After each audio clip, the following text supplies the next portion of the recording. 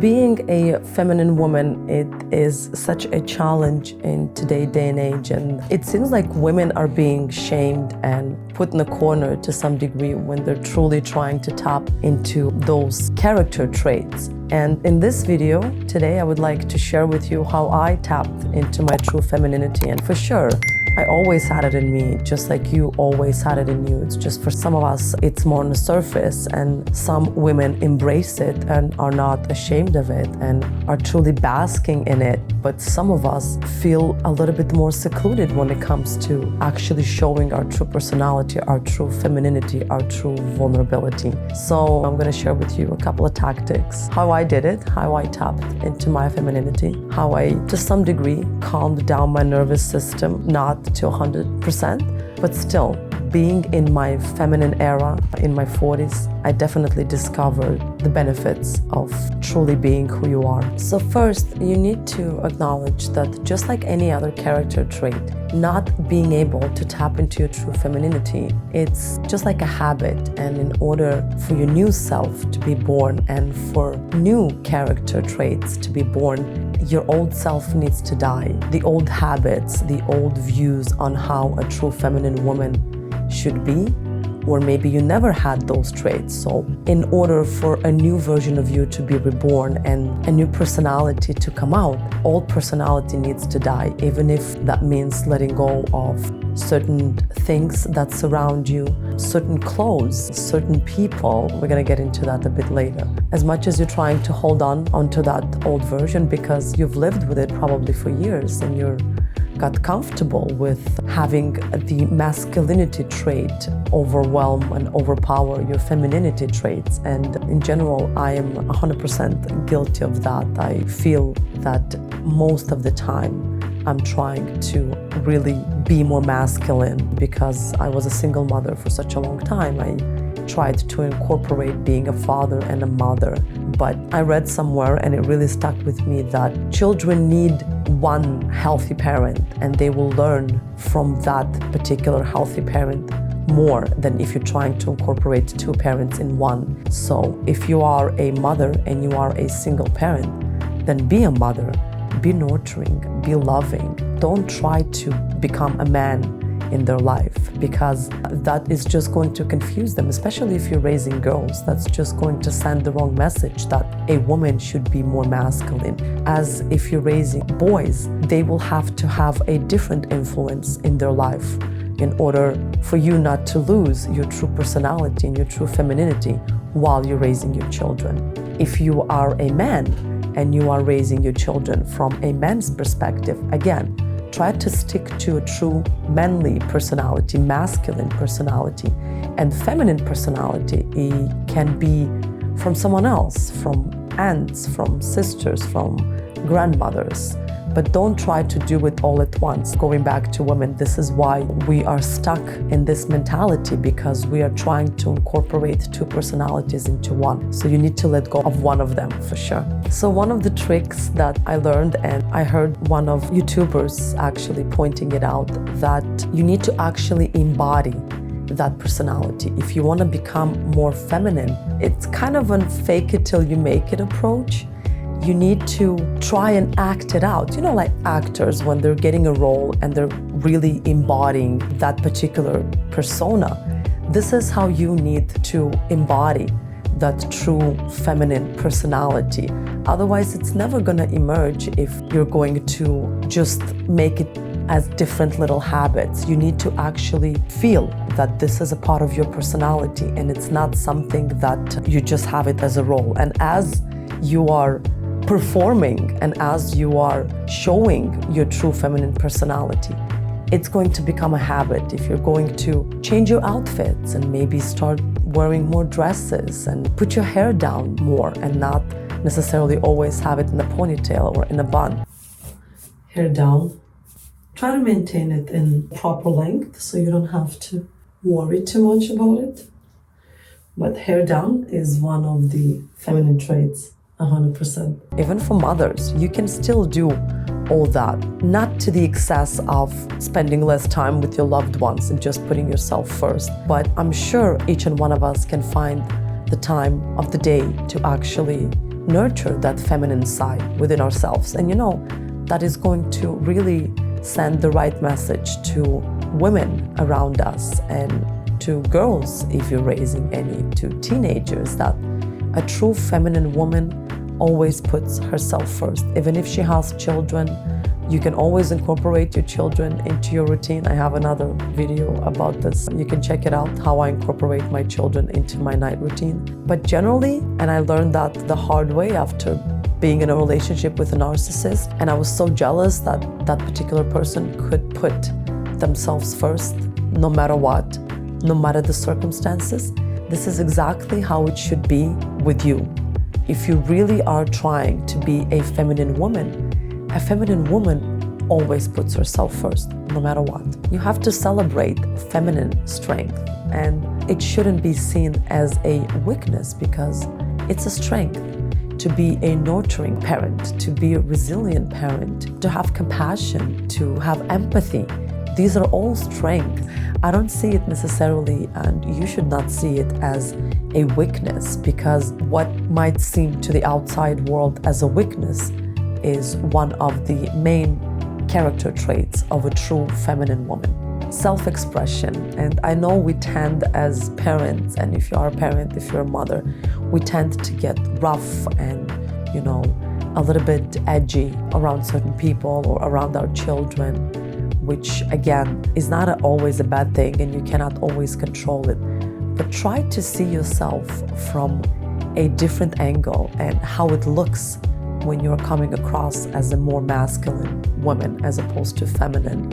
So if you get a chance, just record yourself, put a camera on the side. I did it a couple of times, and that truly opened my eyes to how I sometimes come across as extremely rough and extremely masculine, when in reality all my children want is my true feminine side, because I am a mother and I should be more nurturing as opposed to roughing them up kind of thing. So always pay attention to your expressions, to how you talk, to how you move your hands, to how you move your body, how you sit, how you get up.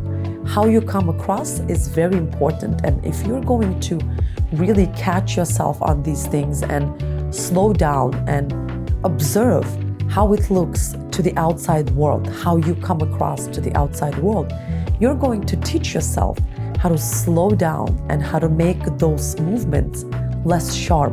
Because generally, a feminine woman is floating through life. She's much more in control of her emotions, which is another strength of being a woman. So I know we have tendencies and we need to be rough sometimes and we need to be masculine sometimes, but it should not become a full part of your personality. It should emerge here and there.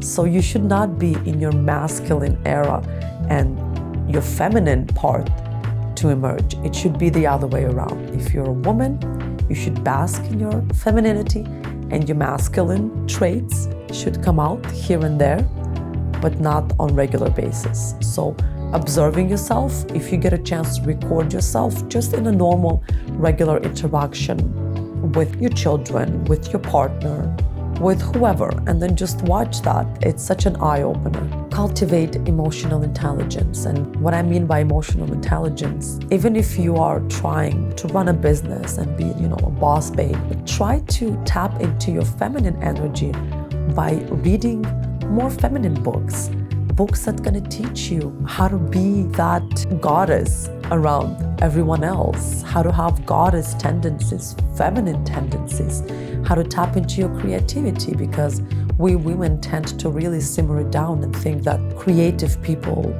equals talent, which is not true. And I really learned that from my own experience. Any kind of creativity requires consistency. So if you're trying to be creative, then immerse yourself into that world. Watch those videos on YouTube, read those books. They're going to teach you so much. Not all of your books should be on productivity and business owner and how to be a tough person. Most of those books are extremely helpful, yes, I agree, but they're never going to teach you how to be a true feminine woman. So really curate what you are reading and be careful what you consume as a feminine woman. one of the amazing books that is teaching me how to tap into my creator, into my true personality. I really do recommend it if you get a chance. It's by the same author that wrote Eat, Pray, Love.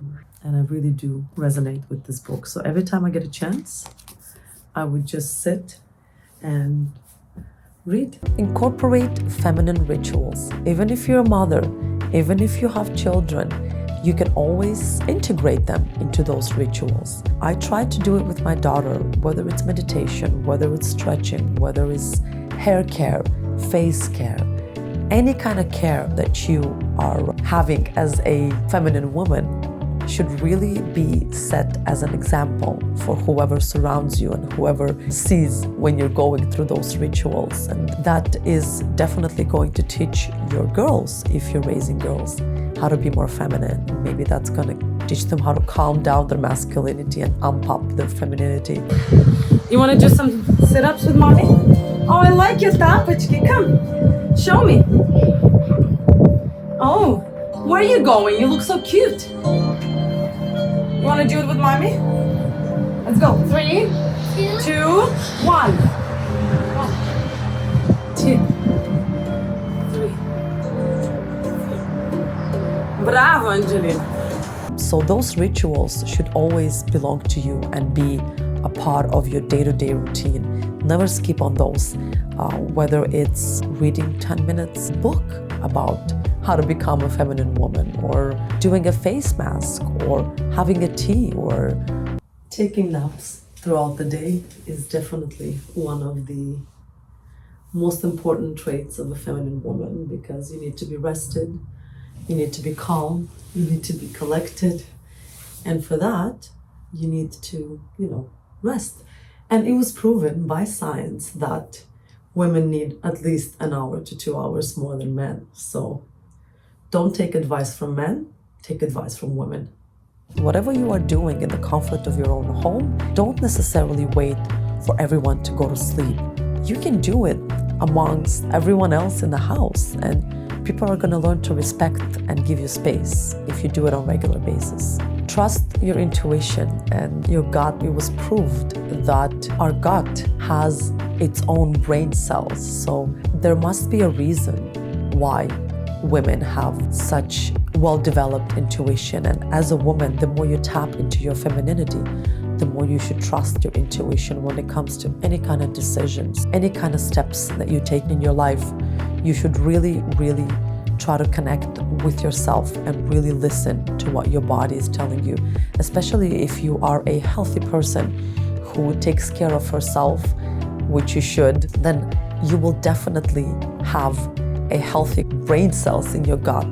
That's why you should really trust it and really follow your instincts, as opposed to always relying on your brain and on reason. Certain things cannot be reasoned with, and as a feminine woman, you should know that. You're gonna learn that, but tap into that. It's really important. And I just learned that in the last couple of years, that if something doesn't sit well with me, doesn't sit well in my chest, in my gut, I don't necessarily listen to my head and to my brain. I trust my lower body as opposed to my upper body. So let's go back to your wardrobe. It truly needs to change. This really reminded me, when I was doing my script for this video, of my grandmother. She died at a pretty old age, 84. Never ever in her life did she wear pants. Obviously, this was a different era. There were no pants for women per se, but I have never seen that woman wearing pants. And for me, every time I'm thinking, oh, pants are so much more comfortable, and it's easy to just pull them up.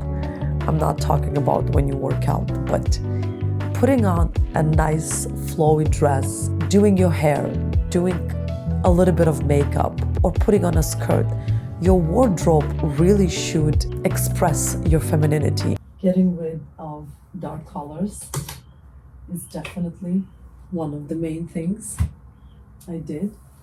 Not all of them, obviously. I still have some dark colors, but dresses. That's the main thing of your wardrobe should be, as a woman, is dresses. If you're always gonna stick to dark colors or pants or shirts, you'll never see yourself, especially as a reflection when you walk past the mirror as a feminine woman. Try it as an experiment. Putting on a dress, a floaty dress or whatever dress you have. Floaty dresses, especially if you're pregnant. It's extremely comfortable and makes you, look much more feminine. Make sure you are a true woman when it comes to your wardrobe. Changing your wardrobe really will make a change in your life, because this is the era when we really as women should embrace our femininity and be much more attuned to our own desires as opposed to what everyone else is expecting of us. So change your wardrobe, wear lighter colors. Don't always have your hair up. Try to wear your hair down as much as possible. No one says wearing heels if you have problems with your feet, but a small heel always adds a little bit of that femininity, flirtatious to your outfit. So your wardrobe is an extremely important part of ritual that you should really have, and you don't need many things for that. You don't need to have an extremely overwhelmed wardrobe or a lot of clothes, but by wearing a dress, it really will put you in a different mindset. As a woman, I definitely recommend it, and I did change that about my wardrobe, and I was always one of those women who wore dresses all the time, around the house, at work, anywhere I would go. And you will really be surprised by the functionality of it, because you don't have to think of matching top and bottom. You can just put on a one-piece dress. It's so much easier in the morning. It's so much more comfortable, and it truly makes you feel more of a woman. Okay, so these were a couple of things that I did, and I hope you can pick up on some of those traits. But whatever you do, it needs to become a habit. So consistency usually is the key to any kind of personality change. So if you really are trying to change your personality and you're trying to be in your feminine era, it needs to, as I said before, fake it till you make it. You need to really embody that persona. You really need to internalize it and be much more aware of how you come across. So give me a like. It helps the YouTube algorithm, and comment what are your feminine traits, how you are trying to tap into your femininity, and I'll see you in my next video.